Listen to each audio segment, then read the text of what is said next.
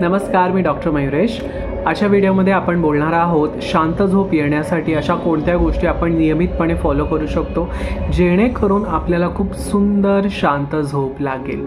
सध्या मी as a fertility आणि pregnancy yoga teacher म्हणून काम करत असताना हा खूप कॉमनली प्रश्न विचारला जातो की सर, आम्ही प्रयत्न तर करतोच की लवकर झोपलं पाहिजे, कारण आजच्या काळामध्ये सगळ्यांनाच लवकर झोपण्याचं महत्त्व पटलेलं आहे, कारण त्या अपुऱ्या झोपेचा किंवा उशिरा झोपण्याचा जो परिणाम आहे तो ओव्हरऑल आपल्या हॉर्मोन्सवर होतो। आणि आता हे सोशल मीडिया किंवा डॉक्टर्स यांच्याकडून प्रत्येकाला समजलेलं आहे, प्रत्येकजण प्रयत्न करतोय, बट ते नेहमी विचारतात की सर पण झोप कशी लवकर लागेल। तर मी जस्ट तुम्हाला काही छोट्याशा टिप्स सांगणार आहे की ज्या तुम्ही नियमितपणे फॉलो करू शकता।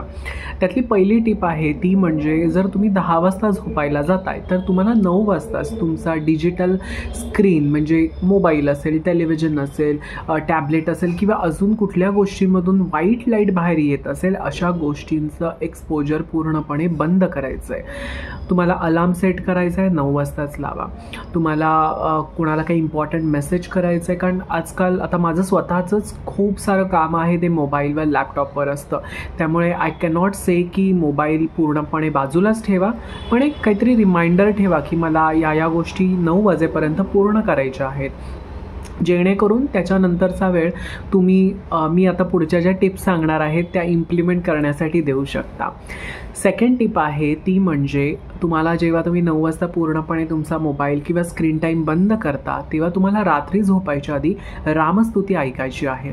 तुम्ही यूट्यूबवरती रामस्तुती असं सर्च केलं तर तुम्हाला खूप सुंदर व्हिडिओ येईल। तर रामस्तुती रोज रात्री झोपताना ऐकल्यावरती खूप छान परिणाम तुम्हाला स्वतःवरती जाणवेल, शांत झोप लागेल, चांगले विचार आपल्या मनामध्ये येतात। आणि असं म्हणतात की आपण चांगले विचार घेऊन झोपी गेलो तर नक्कीच आपली जी सकाळ आहे म्हणजे आपण दुसऱ्या दिवशी उठणार आहोत ती सुद्धा खूप ताजी तवानी होते। त्यामुळे ही सेकंड टिप नक्की फॉलो करा। थर्ड टिप आहे ती म्हणजे खूप जण ही टिप करायला कंटाळा करतात, म्हणजे मला स्वतःला सुद्धा कधी कधी वाटतं अरे खूप कामं केली दिवसभर, खूप लिखाण झालं किंवा बऱ्याच काही गोष्टी असतात चालू असतात, पण तुम्ही रात्री झोपताना एक छोटीशी डायरी करा आणि त्या डायरीमध्ये तुम्ही तुमच्या दिवसभरात जे काही पॉझिटिव्ह पॉईंट्स झालेले आहेत ते लिहून काढण्याचा प्रयत्न करा। आता पॉझिटिव्ह पॉईंट्स लिहायचं झालं की खूप जणांचा प्रश्न असतो की सर काय पॉझिटिव्ह लिहायचं, म्हणजे असं रोज तर आयुष्यामध्ये हॅपनिंग नसतं ना होत। तर मी नेहमी त्यांना सांगतो की बघा, पहिली गोष्ट म्हणजे आज सकाळी मला झोपेतून जाग आली, मी माझ्या बेडवर उठलो, ही सगळ्यात मोठी पॉझिटिव्ह गोष्ट आहे, कारण आपण डोळे उघडून हे जग पाहू शकतो, एकमेकांशी बोलू शकतो, ह्यापेक्षा दुसरी सकारात्मक पॉझिटिव्ह गोष्ट काय असू शकते। सेकंड थिंग इज म्हणजे हे खूप मी बेसिक जे मला आत्ता रॅन्डम पॉईंट्स आठवतात ते सांगतोय। मला तर वाटतं की माझ्याहीपेक्षा तुम्ही सगळेजण खूप सुंदर सुंदर पॉझिटिव्ह पॉईंट्स शोधून लिहून शकता। सेकंड थिंग आहे ती म्हणजे मला सकाळी आंघोळीला गरम पाणी मिळालं। आता खूपदा आपल्याला असं होतं की बाहेर गेल्यानंतर आपल्याला कुठे आंघोळीला गरम पाणी नाही मिळालं तर आपली चिडचिड होते आणि अरे तेव्हा आपल्याला महत्त्व कळतं। सो अरे आज मला आंघोळीला गरम पाणी मिळालं, हा सुद्धा पॉझिटिव्ह पॉईंट आहे। किंवा तुम्ही तुमच्या आई वडिलांसोबत राहताय किंवा गार्डियन आहेत कोणी किंवा तुम्ही तुमच्या दुसऱ्या फॅमिली मेंबर्ससोबत राहताय, सो मला त्यांच्या हातचं गरम छान डिलिशियस जेवण मिळालं, हा सुद्धा एक पॉझिटिव्ह पॉईंट आहे। कारण आपल्याला जेव्हा कधी कुठे बाहेर डबा मागवायची वेळ येते किंवा कुठे हॉटेलला जेवायला जातो तेव्हा आपल्याला घरच्या जेवणाची आठवण येते आणि तेव्हा आपण त्यासाठी ग्रेटफुल होण्याची सुरुवात करतो। त्यामुळे आता जर मिळालेलं आहे तर ते नक्कीच तुम्ही रात्री झोपताना तुमच्या डायरीमध्ये लिहू शकता की आज मला ही गोष्ट मिळाली। काही फेवरेट डिश असेल, कुठे फिरायला गेलात, हे तर मला सांगायची गरज नाही, ते तर आपल्याला आपसूक आठवतंच। आणि अजून एक गोष्ट म्हणजे मी त्या दिवशी एक इंटरव्ह्यू घेत होतो तर त्यामध्ये मला त्या डॉक्टर मॅडमनी हा पॉईंट सांगितला की त्यांची जी पेशंट होती ती मोदक बनवते, म्हणजे बिझनेस तिचा आहे।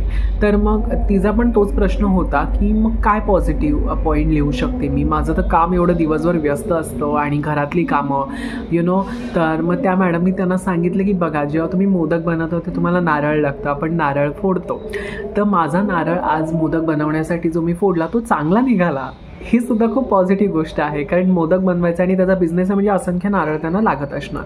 तर माझा आजचा नारळ चांगला निघाला, तर ही सुद्धा पॉझिटिव्ह गोष्ट तुम्ही लिहू शकता.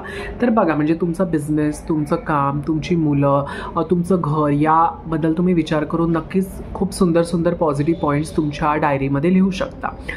आणि सगळ्यात शेवटची गोष्ट म्हणजे तुम्ही रात्री झोपताना तुमचे जे तळवे आहेत ते गाईच्या तुपाने मसाज करू शकता. म्हणजे तुम्हाला ऐकून माहीत असेल की काशाच्या वाटीने आपली आजी वगैरे आपल्याला सांगायची की अरे आपले तळवे घासायचे.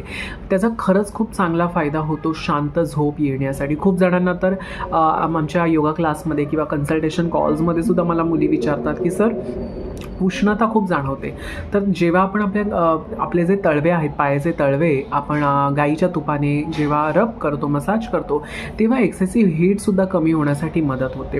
जर इनकेस गाईचं तूप नसेलच, खूप जणांकडे असतंच कारण आपण स्वयंपाकामध्ये वापरतोच, पण स्टील सध्या जर नसेल तर तुम्ही आपण जे नारळाचं तेल वापरतो डोक्याला केसाला लावण्यासाठी, तर त्यासुद्धा तेलाने तुमचे तळवे रब करू शकता. कारण आपल्या सगळ्यांनाच माहिती आहे की कोकोनट म्हणजे नारळ हा मुळातच शीत आहे, थंड आहे, त्यामुळे त्यांनी सुद्धा खूप चांगला इफेक्ट तुम्हाला जाणवेल. जर तूप नसेल तर तुपानी रब केले तर उत्तमच आहे. तर अशा काही खूप सोप्या टिप्स होत्या की ज्याचा तुम्ही नियमितपणे तुमच्या लाईफमध्ये इम्प्लिमेंट करून शांत झोप येण्यासाठी तुम्हाला नक्कीच मदत होईल. या विषयावरती मी अनेक छोटे छोटे रील्ससुद्धा बनवलेले आहेत, त्यासुद्धा तुम्ही आपल्या चॅनलवर जाऊन नक्कीच शेअर करू शकता. आणि तुम्हाला माझ्याकडून अजून कोणत्या प्रकारचा कॉन्टेंट ऐकायला आवडेल हे सुद्धा तुम्ही मला कमेंट बॉक्समध्ये सांगू शकता. धन्यवाद.